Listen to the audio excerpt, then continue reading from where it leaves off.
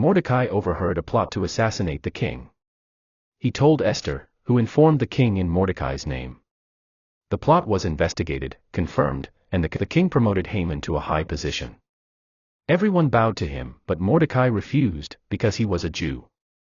Haman was furious and decided not only to punish Mordecai, but to destroy all Jews in the empire. Haman cast lots to decide the day for the destruction. He told the king that the Jews were a threat and offered money to carry out their extermination. The king gave Haman his signet ring and told him to do as he pleased. Letters were sent to all provinces declaring that on the 13th day of the 12th month, Adar, all Jews, young and old, men and women, were to be killed and their property plundered.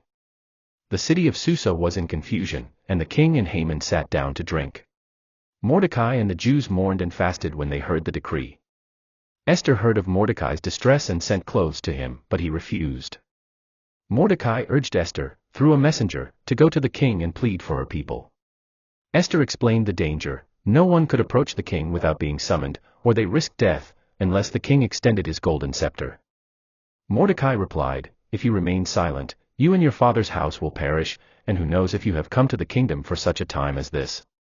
Esther agreed to go and asked all Jews in Susa to fast for 3 days for her. She declared, "If I perish, I perish."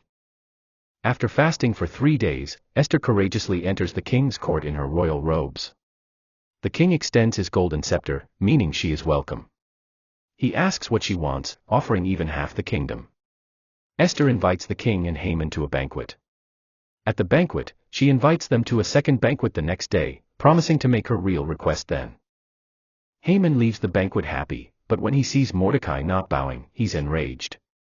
He boasts to his family and friends about his status and being invited by the queen. On their advice, he orders a 75-foot gallows built to hang Mordecai the next day. That night, the king can't sleep and has the royal records read to him. He's reminded that Mordecai once saved his life, but had never been rewarded. The king asks Haman what should be done for them, and the king wants to honor. Thinking the king means him, Haman suggests royal robes, a horse, and a noble parade. The king says, "Great. Now go do that for Mordecai." Haman has to honor the men he hates most publicly. Haman is humiliated and tells his wife and advisors. They say if Mordecai is a Jew, Haman will surely fall before him. While they're talking, the king's servants arrive to take Haman to Esther's second banquet. At the second banquet, the king again asks Esther what she wants.